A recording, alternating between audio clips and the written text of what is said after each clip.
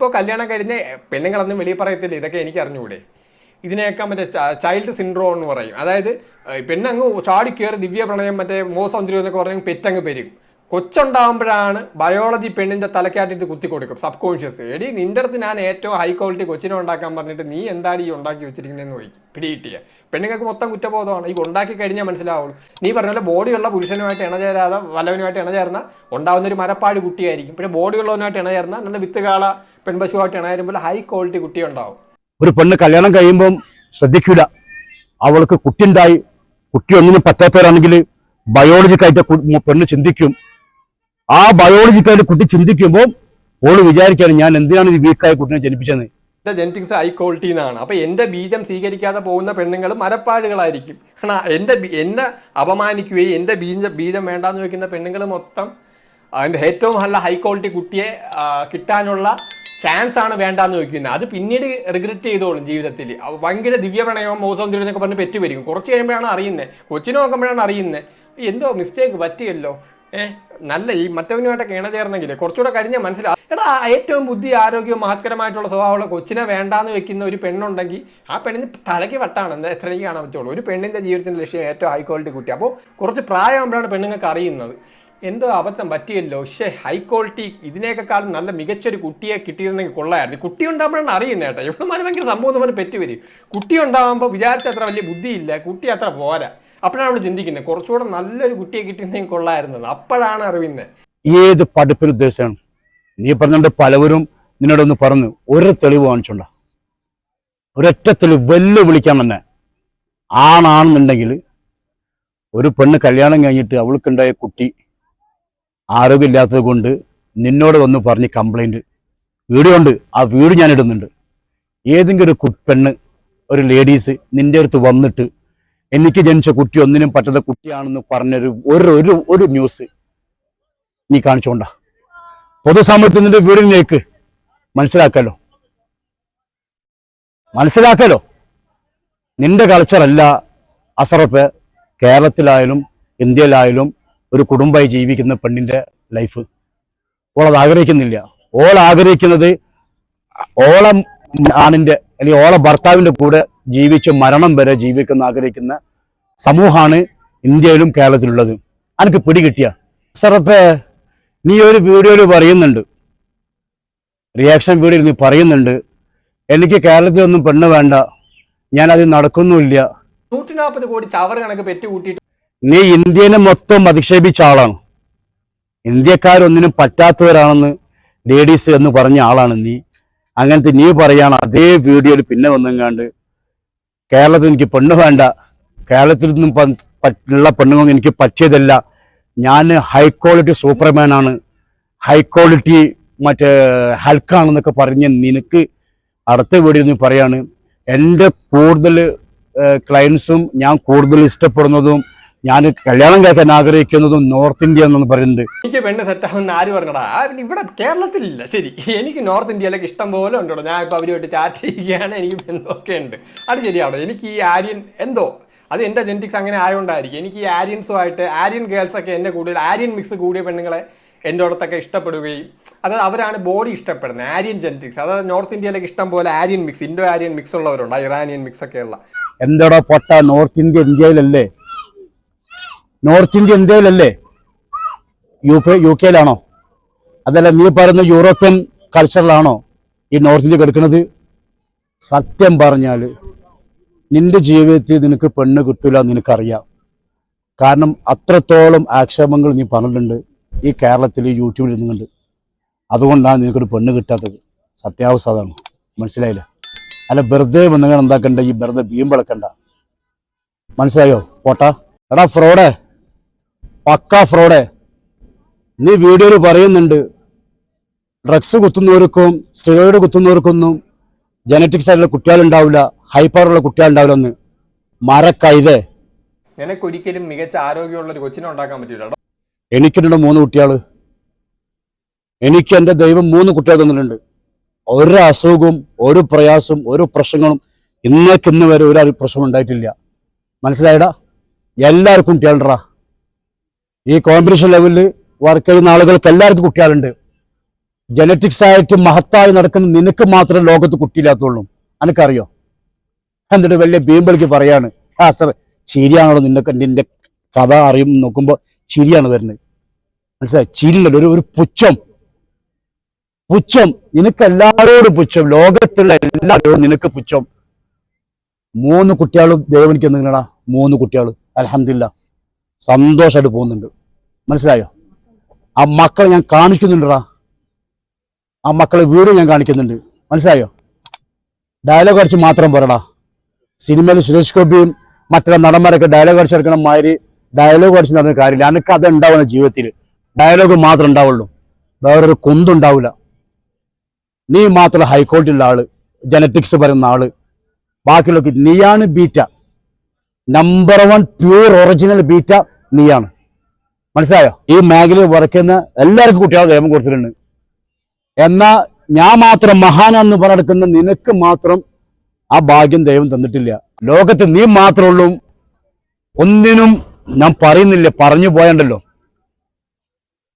പറയുന്നില്ല ഞാൻ. കാരണം അത്രത്തോളം പുച്ഛാണ് എന്നെ കാണുമ്പോഴും നിന്റെ വീഡിയോ കാണുമ്പോഴും. മനസ്സിലായ? ഇവിടെ കിട്ടിയാ അത്രപ്പേ നിന്റെ വീഡിയോയിൽ ലാസ്റ്റ് പോയിന്റ് നീ പറയുന്നുണ്ട്, ആത്മഹത്യ ചെയ്യാൻ ആഗ്രഹിക്കുന്ന ആളുകള് നീ പറയുന്നുണ്ടല്ലോ 5 times നൈറ്റ് കിടക്കുമ്പോ ആത്മഹത്യ ചെയ്യാൻ തോന്നുകയാണ്, ഇപ്പൊ നിങ്ങളുടെ ജീവിതം അവസാനിപ്പിക്കാൻ തോന്നുകയാണ്. ആ സമയത്ത് നിങ്ങൾ ജസ്റ്റ് ഒന്ന് സ്വയംഭോഗം ചെയ്ത് നോക്കിയാണ്, തീർച്ചയായിട്ടും നിങ്ങളുടെ തലച്ചോറിൽ ഫീൽ ഗുഡ് ഹോർമോൺസ് പ്രൊഡ്യൂസ് ആവുകയും നിങ്ങളുടെ മൂഡ് ഒറ്റയടിക്ക് ചേഞ്ച് ആവുകയും നിങ്ങൾക്ക് ആ ആത്മഹത്യ പ്രേരണയിൽ നിന്ന് മാറി ചിന്തിക്കാനും സാധിക്കും. അത് ചെയ്താൽ മതി, അതിനൊക്കെ ഒരു പരിഹാരം ഉണ്ടാവുന്നു. പക്ഷെ അതിന്റെ കാറ്റഗറി അല്ല. എനിക്ക് ഏതായാലും അതിനെക്കുറിച്ച് പറയാനോ പിടിക്കാനോ എനിക്ക് കഴിയൂല. അതിലേറ്റവും കൂടുതൽ എക്സ്പീരിയൻസ് ഉള്ള ആൾ നീയാണ്. ഡെയിലി 5 തവണ സ്വയംഭോഗം ചെയ്യുന്ന ഒരുത്തരാണ്. എനിക്ക് തുറന്നു പറയാനായിട്ട് ഒരു മടിയില്ല. 5 എന്ന് പറഞ്ഞാൽ ഞാൻ ഇങ്ങനെ 3 നേരമൊന്നും അല്ല, കിടക്കുന്നതിന് മുമ്പേ ഞാൻ ചിലപ്പോൾ 4, 5 തവണയൊക്കെ ചെയ്യും. ഈ ആരോഗ്യത്തിന്റെ ലക്ഷണമാണ്.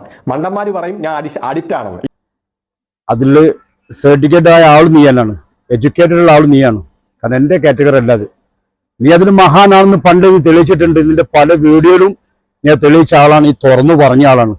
കിടക്കാൻ നേരത്തെ 5 പ്രാവശ്യം നീ ചെയ്യുന്ന ആളാണ്. നിനക്കതേ പറഞ്ഞിട്ടുള്ളൂ.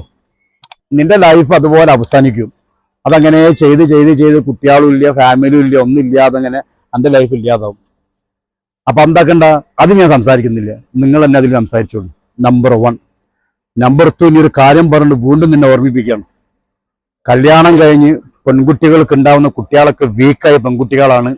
അപ്പോഴാണ് പെണ്ണുങ്ങളൊക്കെ ബയോളജിക്കലായിട്ട് ചിന്തിക്കല്, എനിക്കിങ്ങനെ കുട്ടികളെങ്ങനെ ഉണ്ടായിപ്പോയി, ഞാൻ എന്ത് ചെയ്യുമെന്ന് ചിന്തിച്ചിരിക്കുന്ന സമയത്ത് ഒരുപാട് ആളുകൾ നിന്നോടൊന്ന് പറഞ്ഞിട്ടുണ്ട്, ബയോളജിക്കലായിട്ട് ഞാൻ വെറുതെ കല്യാണം കഴിച്ച് വീക്കായ കുട്ടികളെ ഞാൻ ഉണ്ടാക്കുന്നുള്ളു. അങ്ങനെ തെളിവുണ്ടെങ്കിൽ ആ തെളിവ് സഹിതം ആണാണെങ്കിൽ ആദ്യം എതിട്. ആരാ നിന്റെ അടുത്ത് വന്ന് കംപ്ലൈന്റ് പറഞ്ഞത്? ഏതൊരു പെണ്ണാണ്? ഒരിക്കലും ഉണ്ടാവില്ലടോ, 100% ഞാൻ പറയാം. ഒരു പെണ്ണും സ്വന്തം ചോരയിൽ പിറന്ന കുഞ്ഞിനെ ഒരിക്കലും തള്ളി പറയൂല. പറയുന്നുണ്ടെങ്കിൽ അത് അച്ഛനായ നീ മാത്രമായിരിക്കും. മനസ്സിലായോ? അത് നീ പറയുന്നുണ്ട്. എല്ലാം കഴിവുള്ളവൻ നമ്മൾ എന്താക്കുക, സപ്പോർട്ട് ചെയ്യുക. ഒന്നും കഴിയാത്തവന് ചത്തുപോടുന്നത് നീ പറയുന്ന നിനക്ക് മാത്രം അതിന് കഴിയും. ഒരു പെണ്ണും അതിന് ഉയരില്ല. കാരണം എന്താ, കാക്കന്റെ കുഞ്ഞ് പൊൻകുഞ്ഞാണ്. മനസ്സിലായ? പിടികിട്ടിയോ? ഇപ്പൊ നീ പറയുന്നുണ്ട് വീഡിയോയില് കേരളത്തിലെ പെൺകുട്ടികളെ കല്യാണം കഴിച്ചിട്ട് ഒരു വീക്ക് കുട്ടീനെ ജനിപ്പിക്കാൻ തയ്യാറല്ല എന്നുള്ളത്. അതല്ല സത്യാവസ്ഥ. കേരളത്തിലെ പെൺകുട്ടികള് നിന്നെ കല്യാണം കഴിക്കാൻ തയ്യാറല്ല. ഒരു മരമണ്ടന്, ഒരു ഫ്രോഡിന് കല്യാണം കഴിക്കാന് കേരളത്തിൽ നിന്നല്ല ഇന്ത്യയുടെ ഒരു പെണ്ണുണ്ടാവില്ല, തയ്യാറാവില്ല. പിടികിട്ടി എനിക്ക്? അല്ലാതെ പെൺകുട്ടികളെ പ്രശ്നമല്ല, നിന്റെ വീക്കാണ്, നീയാണ് വീക്ക്. കേരളത്തിലെ പെൺകുട്ടികൾക്ക് ബുദ്ധിയുണ്ട്, വിവേകമുണ്ട്, ചിന്തിക്കാനുള്ള കഴിവുണ്ട്. ആരെ കല്യാണം കഴിക്കണമെന്നും എങ്ങനെ ജീവിക്കണമെന്നും ഇന്നത്തെ സമൂഹം അത് പഠിച്ചു വന്നിട്ടുണ്ട്. അതുകൊണ്ട് തന്നെയാണ് ഈ കാലമായിട്ടും അസർപ്പ് എനിക്കൊരു പെണ്ണിനെ കിട്ടാത്തതും. ഇനി അതുകൊണ്ടാണ് കേരളത്തിലെ പെണ്ണുങ്ങൾ തള്ളി പറയണമെന്നൊക്കെ എല്ലാവർക്കും ഒരേ സത്യാവസ്ഥ. ഞാൻ പറയാം, എൻ്റെ എച്ചിൽ നിന്ന് ചീർത്തതാണ് അവൻ്റെ യൂട്യൂബ് ചാനൽ എന്ന് പറയുന്നത്. എനിക്കെതിരെ ഒരു വീഡിയോ ഇടുമ്പോൾ വെറും 300 സബ്സ്ക്രൈബ് കിടന്നതാണ്. അപ്പോൾ എൻ്റെ ഔദാര്യത്തിൽ വീഡിയോ ഇട്ടാണ് ഇപ്പോൾ 5000 സബ്സ്ക്രൈബ് ചെയ്തത്. എച്ചിൽ നിന്ന് വളർന്നവനാണ്, എച്ചിൽ തിന്നവനാണ് യാസർദ മാസ്റ്റർ. നീ ഒരു വീഡിയോയിൽ വന്നിട്ട് പറയാണ് യാസറിന് സ്വന്തമായിട്ടൊരു കണ്ടന്റ് ഇല്ല, എന്നെ റിയാക്ഷൻ ചെയ്യുന്നതുകൊണ്ടാണ് ഓനക്ക് ഫോളോവേഴ്സ് കൂടുന്നതെന്ന് 100%. അത് ജനങ്ങൾ എന്നെ അംഗീകരിച്ചത് കൊണ്ടാണ് എനിക്ക് ഫോളോവർ കൂടാനുള്ള കാരണം ഉണ്ടായത്. അതെനിക്ക് മനസ്സിലായോ?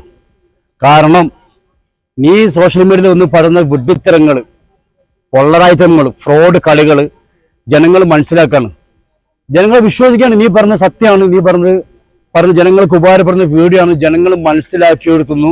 ഞാൻ ആ ജനങ്ങൾ എന്താക്കിയത്, നീ പറഞ്ഞ പച്ച കള്ളമാണെന്നും നീ ഒരു നേരം മീലല്ലാന്നും നീ വെള്ളം മാത്രമല്ല കുടിക്കുന്നതെന്നും പൊതുസമൂഹത്തിൽ വന്ന് ഞാൻ പറഞ്ഞത് കൊണ്ടാണ് നീ പറഞ്ഞ വാക്കുകളൊക്കെ നിനക്ക് മാറ്റി പറയേണ്ടി വന്നത്.